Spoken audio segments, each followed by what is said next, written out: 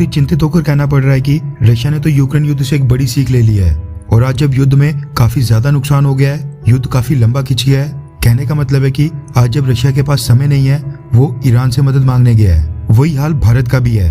लेकिन दिक्कत की बात यह है कि रशिया के मुकाबले भारत के पास समय तो है, मगर हमारी डिफेंस मिनिस्ट्री में बैठे अधिकारी इसको बेहद हल्के में ले रहे हैं और इसका परिणाम भारतीय सेना को भुगतना पड़ सकता है। पहले नागोर्नो कराबाख को लेकर अर्मेनिया और अजरबैजान के बीच हुआ युद्ध और अब रशिया और यूक्रेन के बीच का युद्ध, ये हाल ही के सालों में हुए दो ऐसे मुख्य युद्ध हैं जिन्होंने दुनिया के सभी देशों को एक आइडिया दे दिया है कि 21वीं शताब्दी में अगर दो देशों को आमने सामने युद्ध लड़ना हो तो कौन सी युद्ध नीति, कौन सी हथियार सबसे ज्यादा डिस्ट्रक्शन करेंगे और क्या स्ट्रेटेजी सबसे ज्यादा कारगर साबित होगी। दोनों युद्ध में एक हथियार जिसके ऊपर सभी देशों की नजर पड़ी वो था यूएवी, यानी कि अनमैन्ड एरियल व्हीकल, जिनको ड्रोन्स भी कहा जाता है। साल 2020 में अजरबैजान ने भी टर्की और इजराइल से परचेज किए गए ड्रोन से अर्मेनिया को काफी नुकसान पहुंचाया था और आज यूक्रेन भी टर्की से परचेज किए गए ड्रोन्स का इस्तेमाल रशियन फोर्सेस के खिलाफ खुलकर कर रहा है और इन्हीं ड्रोन्स की मदद से यूक्रेन ने भी रशिया का काफी नुकसान किया है। हालांकि दोनों युद्ध में इस्तेमाल किए गए ड्रोन्स अमेरिका के प्रीडेटर ड्रोन्स की तरह सबसे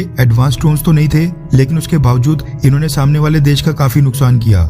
रशिया ड्रोन टेक्नोलॉजी में वेस्टर्न देशों और खासकर अमेरिका के तो आसपास भी नहीं आता है। ड्रोन टेक्नोलॉजी में रशिया कितना पीछे है इसका अंदाजा आप इसी बात से लगा सकते हैं कि रशिया ड्रोन्स परचेज करने के लिए ईरान के पास गया है। रेफरेंस के लिए आपकी स्क्रीन के ऊपर CNN के आर्टिकल का स्क्रीनशॉट है, जिसके मुताबिक रशिया के अधिकारी पिछले एक महीने में ईरान के वेपन कैपेबल ड्रोन को चेक करने के लिए ईरान के 2 चक्कर लगा चुके हैं। रिपोर्ट्स के मुताबिक यूक्रेन युद्ध में रशिया की फोर्सेस को अटैक ड्रोन्स की काफी कमी खल रही है। अब रशिया रातों रात तो नए अटैक ड्रोन्स डेवलप नहीं कर सकता है, इसलिए उसने फैसला किया है कि वो किसी दूसरे देश से अटैक ड्रोन्स परचेज करेगा। अमेरिका के नेशनल सिक्योरिटी एडवाइजर जेक सुलिवान ने सैटेलाइट इमेजेस का हवाला देते हुए कहा कि रशियन ऑफिशियल सेंट्रल ईरान की एयरफील्ड के ऊपर ईरान के वेपन कैपेबल ड्रोन्स का निरीक्षण करते पाए गए हैं। रिपोर्ट्स के मुताबिक ईरान रशिया को अपना शायद 191 और शायद 129 ड्रोन्स ऑफर कर रहा है और ये दोनों ही ड्रोन्स प्रिसीजन गाइडेड मिसाइल्स को फायर करने में सक्षम है। रशिया के अधिकारी पहले जून और फिर जुलाई महीने में इन ड्रोन्स को एग्जामिन करने के लिए ईरान गए थे और जेक सुलिवान के मुताबिक आने वाले कुछ ही दिनों में ईरान और रशिया के बीच कई 100 ड्रोन्स की एक डील भी साइन हो सकती है और फिर ईरान उसके बाद रशिया के सोल्जर्स को ड्रोन्स को ऑपरेट करने की ट्रेनिंग देगा।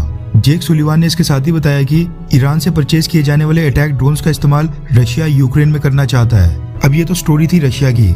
हमारे लिए समस्या ये बनी हुई है कि चाइना हमारे बॉर्डर के ठीक कुछ ही मीटर्स दूरी के ऊपर अपनी सेना लेकर बैठा है। गलवान घाटी की घटना को बीते 2 साल से ऊपर का समय हो गया है। भारत चाइना के बीच किसी भी समय आर्म्ड कॉन्फ्लिक्ट शुरू हो सकता है, लेकिन इसके बावजूद भारतीय सरकार अनमैन्ड एरियल व्हीकल्स को लेकर भारतीय सेना की डिमांड अब तक पूरी नहीं कर पा रही है।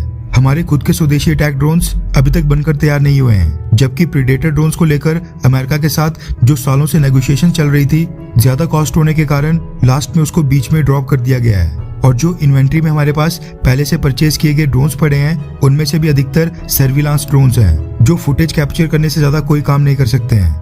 आर्म ड्रोन्स जो पिन पॉइंट लोकेशन के ऊपर निशाना लगाने वाली प्रिसीजन गाइडेड मिसाइल्स और बॉम्ब्स कैरी करने में सक्षम होते हैं, उनकी भारतीय सेना में भारी कमी है। हम साफ देख सकते हैं कि रशिया ने भी ड्रोन्स को हल्के में लिया था और आज उसको खामियाजा भुगतना पड़ रहा है। उसको ईरान से ड्रोन्स परचेज करने पड़ रहे हैं, इसलिए भारतीय सरकार को भी नींद से जागना चाहिए और अटैक ड्रोन्स को लेकर एक बड़ा ऑर्डर प्लेस करना चाहिए। खैर, क्या डिफेंस के क्षेत्र में मोदी सरकार के काम से आप खुश हैं? हाँ या फिर ना? नीचे कमेंट करके अपनी राय जरूर बताएं।